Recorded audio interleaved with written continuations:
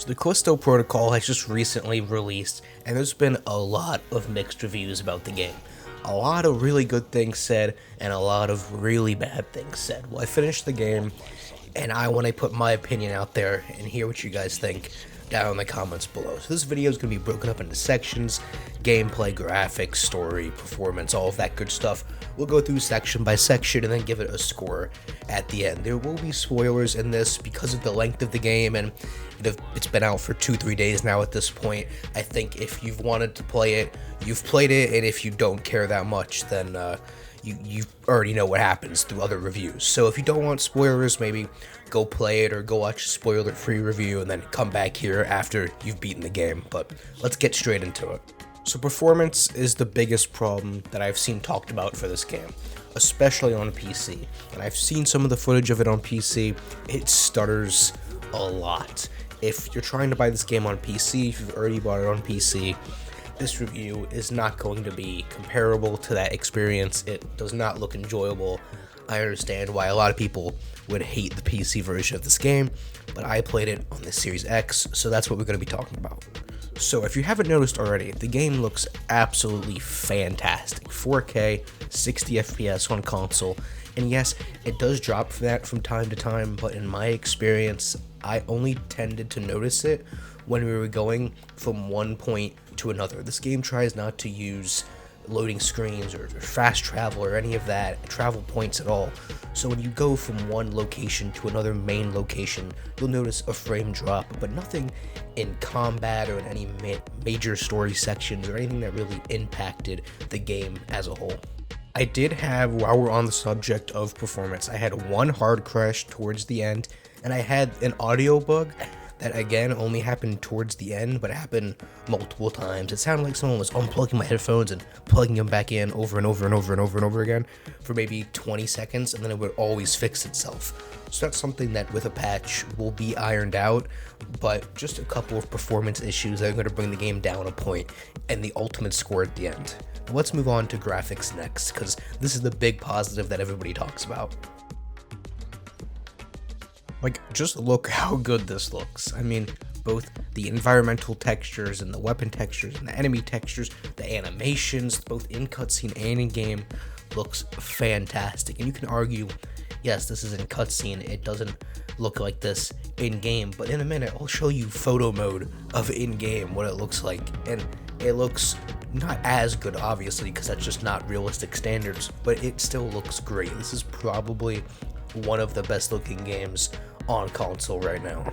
I mean, if we compare this to World War II Call of Duty from 2018, now obviously you're looking at an image from a video compressed and uploaded to YouTube, but there are just drastic differences in just 4 or 5 years of game development. So it is crazy how good this game looks 90% of the time. And this is all in performance mode. I didn't even touch quality mode. Didn't put it on once. So I'm sure it looks even better than this in quality mode. So let's go ahead and talk about the big one, the gameplay. What the hell do you actually do in this game? So depending on the difficulty you're playing on and just your video game competency is going to depend on your time played here. I've seen a lot of company-led reviews that say the game is 12 to 14 hours. I've seen individual YouTube reviews that say the game is 7 to 10 hours. I beat the game in 6 hours on normal difficulty. And that's getting stuck on parts that I should not have gotten stuck on twice. So on normal, this is beatable in 5 hours. So if you enjoy quantity over quality, if you think paying $70 for something that's potentially only 5 hours to 14 hours long, then you're not really going to feel that you got your money's worth here. It is a short game, but in my opinion, the quality of those 5 hours is well worth it. So what are you going to actually be doing? So it's a linear story game. It's not open world. There's really no map at all. You just go in one direction. Now sometimes it'll split off to a separate room that might have some extra resources or supplies you could need for later, but for the most part you're going in a straight line forward, and you never go in branching paths or have a map to open with side quests. You're just constantly going towards one main objective, and this is how I prefer games to be. Yes, open world games are great, they're huge, they've come a long way, but I'm fine with playing my one Assassin's Creed every other year, and that's it. This, I think, works better both for gameplay reasons and from a storytelling experience. So while you're moving from one objective to the next, you're going to be faced with multiple waves of enemies, the infected, zombies, whatever it is you want to call them. There's multiple different types as well as the occasional robot. I want to say you come across robots 3 times. They're really not that big of an enemy group in the game, but they are there.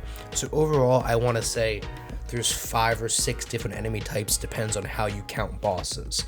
But there's a good enough variety to where you have to fight each one differently, but not too differently and too many different types of enemies to where it's overwhelming. Now, some of them are repetitive and almost all of them are not unique, right? You have your spitter zombies and the crawling suicide zombies and the normal ones and the tanks and the bosses and the fast ones, right? There's nothing here that is really unique about the types of enemies. It's just your typical zombie variants within this game. Now, that being said, the combat and the way meleeing actually works is very non-typical to other games. So in most games, you'll use a B or an X to dodge, or even something like For Honor, you use a lock-on system with the right stick to indicate which direction you want to block from. Here, it is the left stick, the same button you use to move, which on paper sounds absolutely awful. It sounds like it would be broken, the mechanic wouldn't work at all, but it does. I can't explain it, because when I read it in the hints when I first started, I was like, what the hell? But once I got used to it and learned how it works, it just works perfectly. You dodge whichever way the attack is coming from, and then the next one, you dodge in the opposite direction. Now you can block, but seeing that it damages you and that it moves you backwards away from the fight while you're trying to do it, I never really used this and felt it wasn't worth it, even with the upgrades. So this game really rests on 4 main gameplay components. 1 obviously being your melee, 2 being a very Last of Us or Dead Space or any kind of survival horror game style collection of resources and ammo and health kits and all of that stuff to aid you in combat. Everything's very limited, and you're gonna need to conserve it for the fights where you need it. Constantly scavenging for more ammo and med kits is a central part of the gameplay. Also, because you can sell these things at upgrade stations to get better upgrades, which then leads into the ranged weapons. My problem with the ranged weapons in this game are not only the variations of them you get, but the pace you get them at. So they give you a pistol relatively quickly, then they give you a shotgun attachment for your pistol, then a shotgun, and then pretty much a huge gap until you get anything else. The tactical pistol and the assault rifle right at the end. I mean, you get the tactical pistol, and I don't think you even get a chance to use it before you get the assault rifle. Last chapter of the game, right at the end. I think these could have been spaced out more to have better uses, but it is what it is. And the final component of this upgrade station and of your gameplay is going to be your grip glove, which kind of just works like the Force. You can pick people up and throw them into hazardous objects around the map, or throw explosive barrels at them, or whatever you want to get creative with to kind of get the enemies further away from you and create some distance. So with all of these things at your disposal at around the halfway point, for the most part, aside from those final weapons, you're going to be using a combination of dodging and doing light and heavy melee attacks, as well as using your ranged weapons to do further higher damage to enemies, and using different types of weapons and different combos of melee attacks for the different types of enemies. Now, that being said, there are a couple of bosses in this game. You're seeing one right now, which repeats technically 3 times, but I'll count the last one as a separate boss, and then just a boss enemy type that you fight on its own twice, and then mixed in with a group of enemies, I believe, also twice. And this is where I want to give some advice to new players.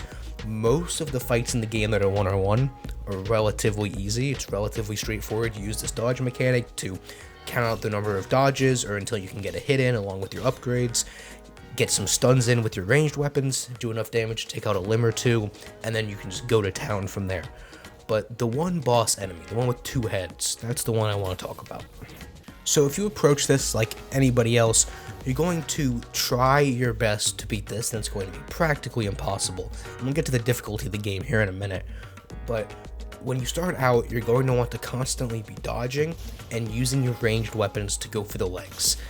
As you do more and more damage to the legs, the enemy will fall to the ground, and then you can melee attack, doing damage to its head, and then do that all over again. And my problem was I was aiming for the head, because, just common video game logic, aiming for the head, thought that would do more damage. That's not the way to go. Shoot it in the legs, it'll go down like this, and then you'd think you'd want to use your heavy attack, like you see me doing here. This is not what you want to do. You'll be sitting here fighting this thing for 10 minutes if you use your heavy attack. If you use your normal, just RT light attack, you hit it 3 times once it's downed, and it immediately goes into its phase 2, and then you do the same thing in phase 2, and then you're done. It makes the fights much simpler. I wish I knew this. I wasted 30 minutes on this segment here trying to beat this, and I'm not saying that it's a bad thing. It's just a piece of advice, because I did have to take a break at this point. And so let me get back to that 7-hour runtime roughly of the game. Like I said, I beat it in 6. A 4-hour sitting getting through the first 6 chapters, and then a 2-hour sitting getting through the last 2 chapters. And this is how I recommend you play the game, because a lot of the negative reviews were due to the difficulty of the game. They were saying, oh, it's unfair when you have to fight more than one enemy. It's really not. It's just not easy. Any game that you would typically play, this is just a difficulty up from.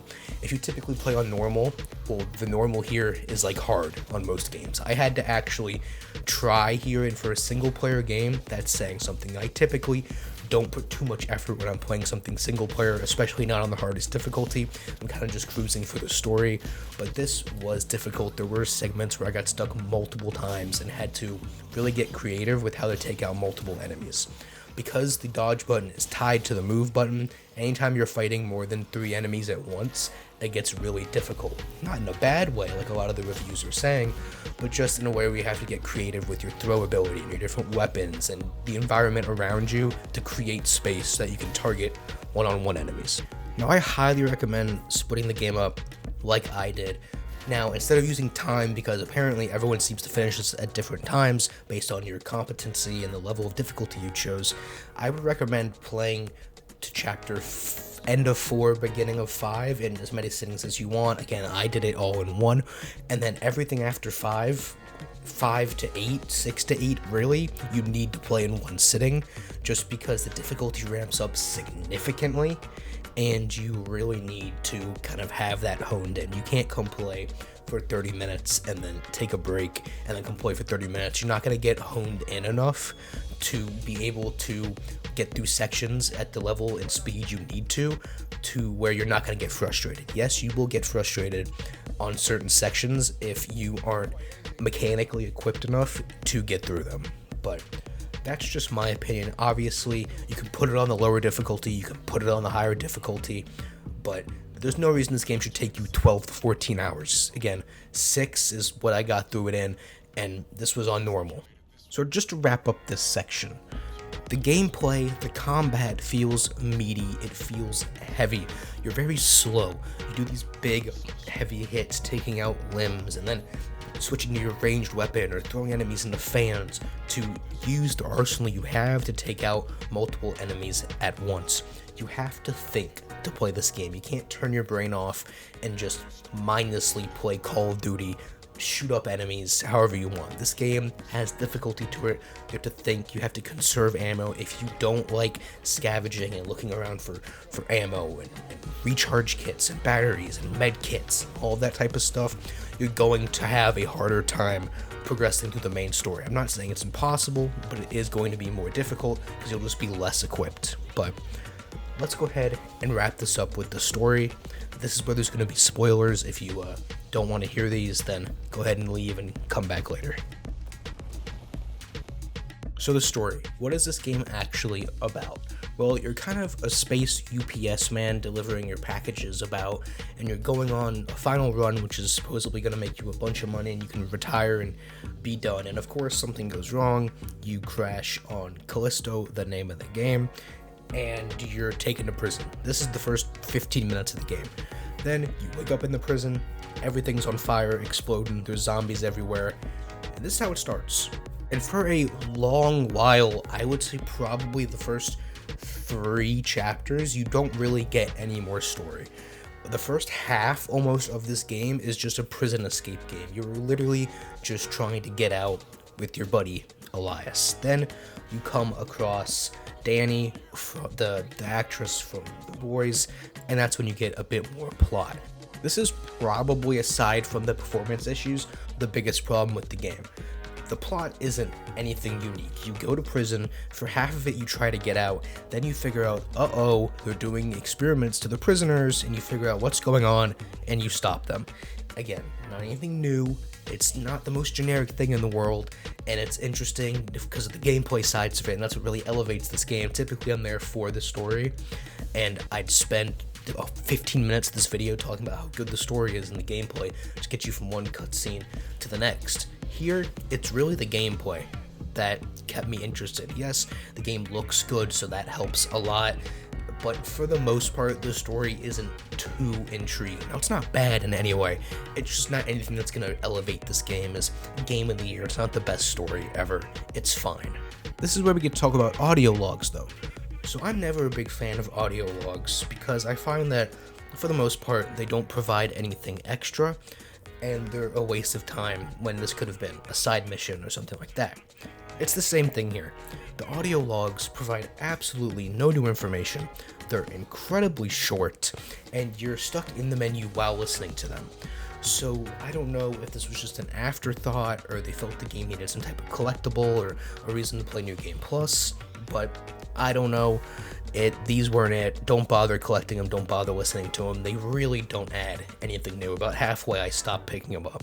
And so as you go through this prison and discover what's happening, it turns out that aliens were here and they were doing experiments on the aliens, and they killed everyone before because they didn't want the secret to get out, and now they're doing the same thing again. They let the aliens loose, injected people, all the prisoners, so that they can make their perfect subject their alpha, and the alpha ends up being our boy Sam Witwer, and he's great, but he's not in the game a lot. Like, I love him as Starkiller and Deacon St. John and Darth Maul, but he's in the first hour and a half and maybe the last hour and a half.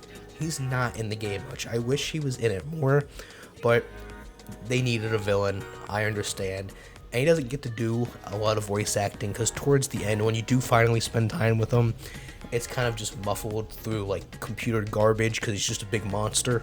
So if you're looking for the most compelling story, this isn't where you're going to find it. This is an okay story accompanied with really good gameplay and really good graphics.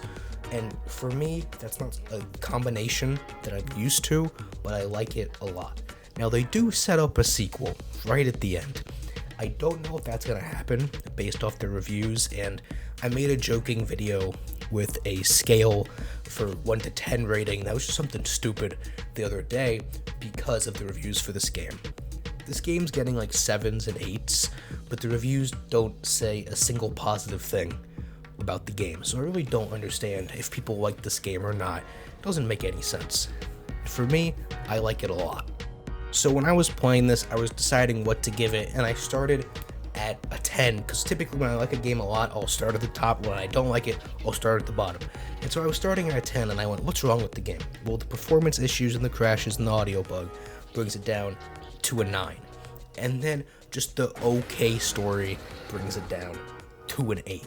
But I really couldn't move it from there. The gameplay feels great, the game looks great.